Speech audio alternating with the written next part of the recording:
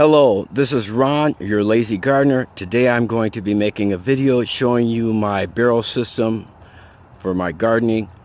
It's something that you might want to do if you're like me and you love the vegetables that you get from your garden, but you don't have an awful lot of time in order to put into it. This might work for you. I got this idea from a gentleman who's 83 years old. I went by initially to purchase some barrels from him. I saw his gardening system in his lawn and thought he did a phenomenal job, and I was very impressed with it. And his vegetables were off the chart. They were huge. He was growing really nice plants. So the only difference between my system and his is that on my system I have irrigation, carpeting, and fencing. That he did not have. So those things I included in mine. That way you're not worried about moles, mice, squirrels, chipmunks, rabbits, raccoons, all those pesky creatures that get into your system and eat up all your hard work. That's something you probably don't want to do. And that was the aggravation that I was having. So on my system, like I say, it rests on a piece of carpet that I got from Menards. It's 12 foot by 18 foot.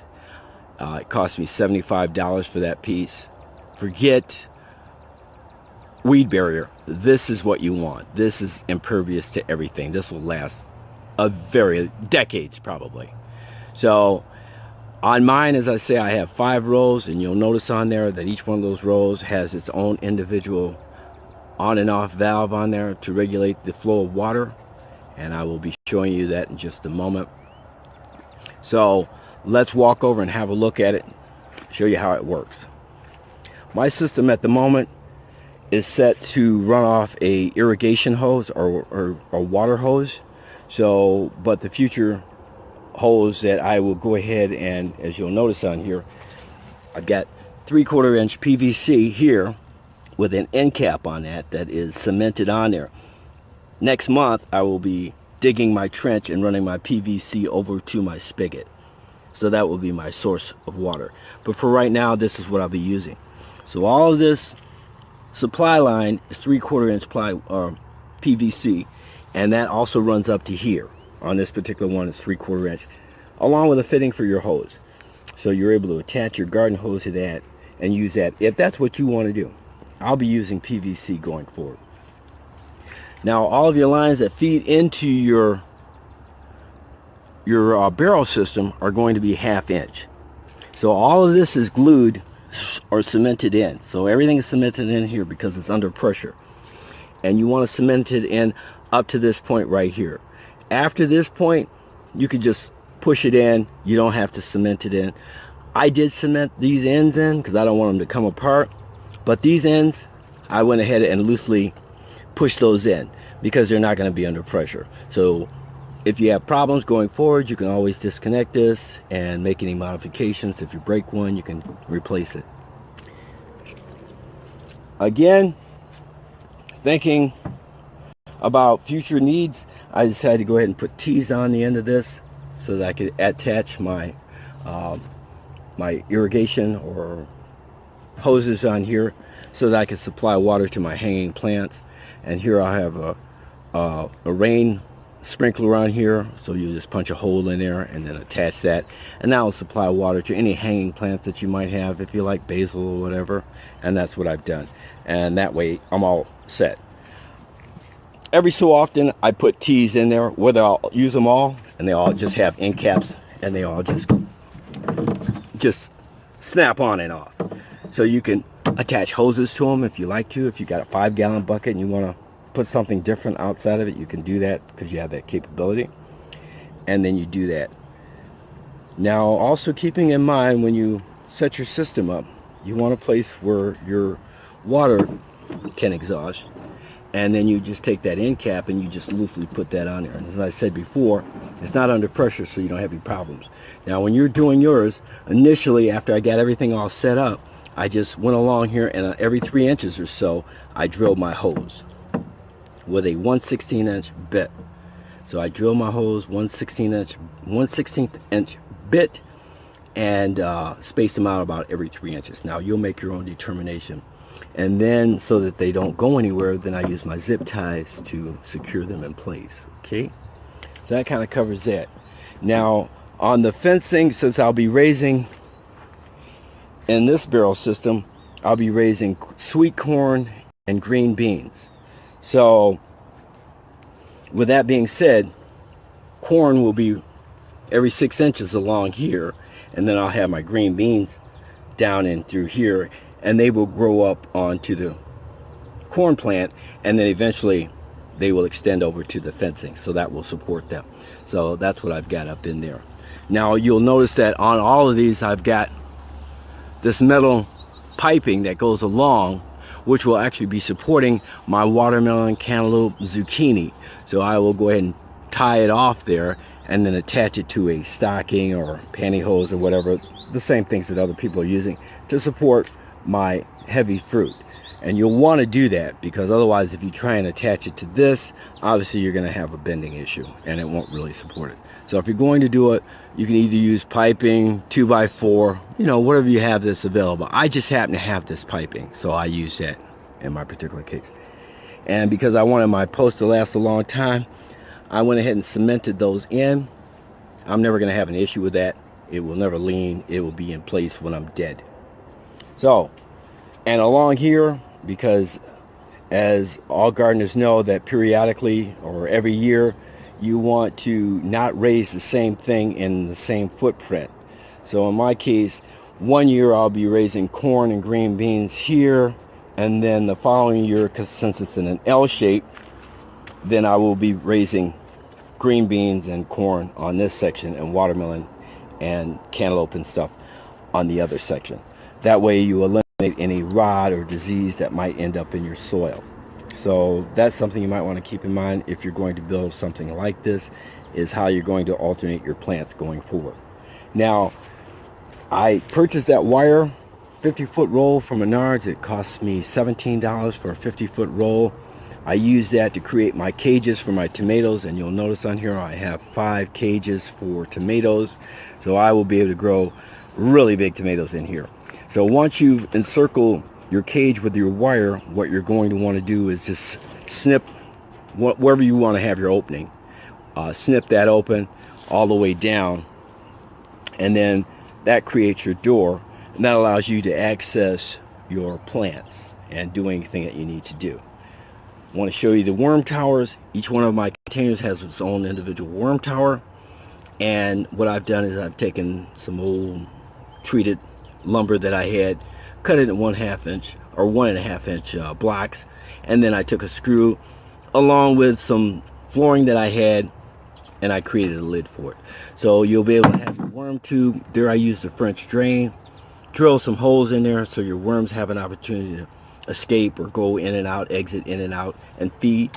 Then you'll put your food scraps, bread, whatever you might have, put that in there, and put your lid on top, obviously, and then you're all set. I purposely left this open so that you can see everything. I will be putting the soil in, so that but in order for you to see everything, I decided to leave everything open. I drill holes in here. These holes are really too big, so I'll probably want to close those off to about half the size that they are, so that you have good drainage. Once you've done that, then you're going to be fine. On my tomato plants, they are supported on a block that you'll notice here. That supports all the weight of this planter, which has been a barrel that's cut in half. And then I have the 5 legs on here, not 4, but 5 legs on here, because then that eliminates your square shape, so you get that more oval shape that you're going to be looking. And then I use zip ties to drill holes in them, and then I put zip ties in there to secure your fencing, and that works out really well. It opens and closes really nice. So again, we talked about the carpet, because I was didn't want to have all of the issues with weeds growing up and having to deal with all that. I would decide to go ahead and put the outdoor carpeting on. Don't do like I did. If you have a terrace hill, and I have a terrace hill, if you have a flat surface, then this doesn't concern you. But if you're like me and yours is kind of terraced, then in my case, after it rained, it washed everything down and created a slope, so everything was going to be washing down over time. So to eliminate that problem, I went ahead and put regular patio brick, the little blocks, and then I ran a row all the way down, so that it creates a nice shoulder, and then my soil won't run off. You may have to do that if you're going to be doing it. But if you do have a shoulder, you're definitely going to want to do that. Otherwise, you're going to have problems. You will not be happy with that. So with that in mind, keep that in your memory in case you decide you want to do something like that. Now, let's go ahead and take a walk down here and show you the irrigation line again. Now, when you're designing your system, you always have to have a place for your water to exit, especially in the fall of the year when you need it, and you'll have that so that your water can exit your line, you can drain it. These you don't have to worry about because you've already got holes underneath here, so it's always draining. But from your main line, you're going to want to make sure that you've got a place for that water to exit. Otherwise your pipes will freeze and you won't be happy with that. Now, like I say, each one of these has its own valve that you can turn on and off, and believe me, it works fantastic. On my other video, you will see how well it does work. Now, just to show you what I did as far as, again, I didn't make my own template for the barrel system. The gentleman gave it to me, so he gave me this. Now, if you were to get a piece of paper and make it 21 inches long from this point to that point, 21.5 inches, and then from here to here, make it 5.5 inches, and then fold that in half, and then make your half moon shape, you're probably going to be just fine. Now, what I used to cut that out with was this dual saw. Now, you could probably use a jigsaw, sawzall, or whatever you have that's handy. This does a superb job. It just rips through. It does a fantastic job.